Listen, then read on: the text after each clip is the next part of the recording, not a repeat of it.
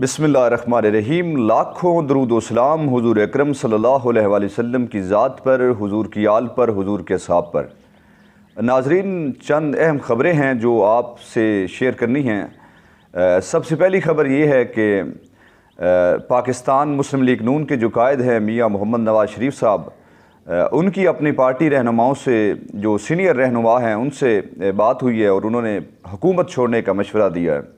और दूसरी ख़बर यह है कि पीडीएम का कल इजलास हुआ और उसके बाद उन्होंने इजलास के बाद कुछ डिमांड्स रखी हैं, उस पर भी बात करेंगे। और तीसरी ख़बर, पंजाब असम्बली के जो डिप्टी स्पीकर थे दोस्त मोहम्मद मज़ारी साहब, उनके ख़िलाफ़ तहरीक अदम एतमाद की करारदाद जो है वो कसरत राय से मंजूर हो गई है।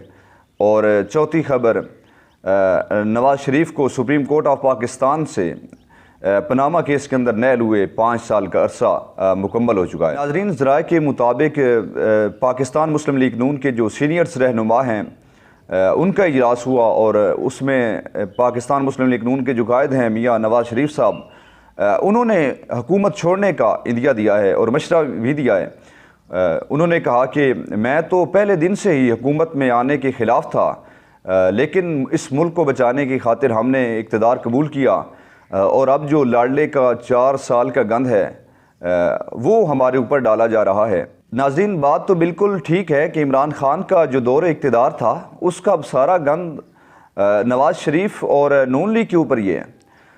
क्योंकि सवाल अब ये बनता है कि अगर आपको ये सब कुछ मालूम था तो आपने हुकूमत संभाली क्यों? आपको इमरान खान को इक़्तिदार से निकालने की इतनी जल्दी थी क्या? अगर आपको इस मुल्क के मसाइल का अंदाज़ा ही नहीं था और अब अगर आप हुकूमत के अंदर आके डिलीवर नहीं कर पा रहे तो आपको हुकूमत छोड़ देनी चाहिए। इन सारे मामलात के बावजूद आप फिर भी इक़्तिदार से चिमटे हुए हैं। तो लेकिन ये भी हकीकत है कि जो नून लीग के कायद हैं मियाँ मोहम्मद नवाज़ शरीफ साहब, ये शुरू दिन से ही हुकूमत में आने के बिल्कुल ख़िलाफ़ थे। लेकिन जो मियाँ मोहम्मद शहबाज शरीफ साहब हैं, जो अब पाकिस्तान के वज़ीर-ए-आज़म भी हैं, वो मज़ीद थे कि वैसे तो पता नहीं कुदरत मुस्तकबिल में ये मौका दे न दे वज़ीर-ए-आज़म बनने का, लेकिन ये एक मौका है कि अपने नाम के साथ वज़ीर-ए-आज़म लिखवाने का, तो इसको नहीं गंवाना चाहिए। तो ये जो हुकूमत के अंदर आने की जो मंशा थी, ये मेरे ख़्याल में नवाज़ शरीफ साहब तो इसके बिल्कुल ख़िलाफ़ थे। ये सिर्फ़ वज़ीर-ए-आज़म पाकिस्तान मियाँ मोहम्मद शहबाज शरीफ साहब की ही ख्वाहिश थी। अब सादा अल्फाज में यही कहा जा सकता है कि नून लीग के साथ एक मुफस्सल हाथ हुआ है और इनका ये 4 माह हुकूमत करना इमरान खान को अगले 5 साल हुकूमत देने के मुतरादिफ है। और नाज़रीन, जो दूसरी बड़ी अहम खबर है वो ये है कि रात को पीडीएम का इजलास हुआ मौलाना फजल रहमान साहब की क़यादत के अंदर, और इसके बाद उन्होंने कुछ डिमांड्स रखी हैं। और पहली डिमांड ये थी उनकी कि आइन का जो आर्टिकल 63A है उसकी जो तशरीह है वो सुप्रीम कोर्ट का फुल बेंच करे और जल्द अज जल्द सुप्रीम कोर्ट के अंदर ये रेफरेंस दायर भी किया जाएगा। और इसके बाद जो दूसरी उनकी डिमांड थी वो ये थी कि पाकिस्तान तहरीक इंसाफ का जो केस, फॉरेन फंडिंग का केस इलेक्शन कमीशन के अंदर पेंडिंग है, तो इलेक्शन कमीशन से उन्होंने मुतालबा किया है कि इसको जल्द अज जल्द सुनाया जाए। फ़ैसला महफूज हो चुका है लेकिन अभी तक सुनाया नहीं गया। तो अब इसकी जल्दी नून लीग को तो सिर्फ इसलिए है क्योंकि अब उनके पास और कुछ बेचने को रह नहीं गया। नून लीग की जो अपनी सियासत है वो अब ख़त्म हो चुकी है। वो अब इसी फ़ैसले के सहारे खड़े हैं कि अगर इसका कोई फ़ैसला अगर इमरान खान के ख़िलाफ़ आता है तो ये हमें फ़ायदा देगा। इससे हट के और सारी नज़रें अब इनकी इसी केस के ऊपर लगी हुई हैं। अब न जाने क्या फ़ैसला आता है, लेकिन नून लीग यही समझ रही है कि ये उनके हक़ में आएगा और उसके बाद फिर एक वो नए अंदाज से एक सियासत करेंगे और ये एक बयानिया उन्हें मिल जाएगा कि इमरान खान जो हैं वो यहूद व नसारा से पैसे भी लेते रहे और अमेरिका और इसराइल से फंडिंग भी इनको होती रही है।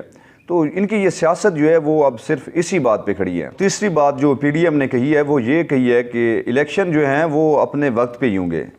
तो ये इनकी मजबूरी है क्योंकि अगर इस महंगाई के दौर के अंदर ये इलेक्शन में जाते हैं तो इमरान खान ज़ाहिर सी बात है कि 2/3 अक्सरियत से इलेक्शन जीत के इक़्तिदार में आ जाएंगे। शायद नून लीग तो इलेक्शन में चली जाती, लेकिन जो उनके इत्तेहादी हैं आसिफ अली जरदारी साहब और मौलाना फजल रहमान साहब, वो इलेक्शन में नहीं जाना चाह रहे और वो इनको जाने भी नहीं देंगे, क्योंकि वो तो इनके मुखलिस नहीं हैं। उन्होंने तो इनकी सियासत ख़त्म करनी थी, जिसमें वो काफ़ी हद तक कामयाब भी हो गए हैं। क्योंकि देखिए, अगर जो पीपल्स पार्टी है उसका जियाला तो नून लीग के हक़ में नज़रियाती जो जियाला है वो कभी भी नून लीग का हामी नहीं हो सकता, या वो इनको कामयाब होते हुए भी नहीं देख सकता। तो उन्होंने तो इनकी सियासत को ख़त्म करना था और वो उन्होंने कर भी दिया। और इनकी एक मजबूरी है इमरान ख़ान, इस वजह से ये इकट्ठे हैं, क्योंकि अगर इनको मालूम है कि अब अगर ये एक एक होके इमरान, मतलब ये सारे मिलके भी इमरान ख़ान का मुकाबला नहीं कर पा रहे, तो ये अकेले इमरान ख़ान का मुकाबला कैसे कर सकते हैं। तो इमरान ख़ान का खौफ ही है जिसने इनको अब इकट्ठा कर दिया है। तो लेकिन मैं समझता हूँ कि नून लीग की सियासत शायद बेहतर होती अगर वो पीडीएम की बजाय अपने प्लेटफॉर्म से सियासत करते और नवाज़ शरीफ का बयानिया लेके चलते, तो शायद वो कामयाब हो जाते। लेकिन शहबाज शरीफ साहब ने, नवाज़ शरीफ साहब की सियासत और पाकिस्तान मुस्लिम लीग नून की जो सियासत है, मैं समझता हूँ कि शहबाज शरीफ ने इसको भी ख़त्म कर दिया है। और चौथी जो बड़ी खबर है वो ये है कि पंजाब असम्बली के जो स्पीकर हैं दोस्त मोहम्मद मज़ारी साहब, उनके ख़िलाफ़ तहरीक अदम एतमाद की करारदाद जो है वो कसरत राय से मंजूर हो गई है। और अब स्पीकर और डिप्टी स्पीकर का जो इलेक्शन है वो अब होगा। पाकिस्तान तहरीक इंसाफ की तरफ से सिब्तैन खान साहब हैं, उन्होंने अपने कागजात जमा करवाए हैं स्पीकर के लिए। और पाकिस्तान मुस्लिम लीग नून की तरफ से सैफुल मुलूक खोखर साहब हैं, उनके कागजात नामजदगी जमा हुए हैं। तो मैं समझता हूँ कि पाकिस्तान तहरीक इंसाफ के जो कैंडिडेट हैं सिब्तैन खान साहब, वो बआसानी मुंतखब हो जाएंगे स्पीकर, क्योंकि पाकिस्तान तहरीक इंसाफ के और काफ लीग के 10 सरकान जो हैं इनको मिला के तो इनकी अक्सरियत है। और सैफुल मुलूक खोखर साहब जो हैं वो मेरे ख्याल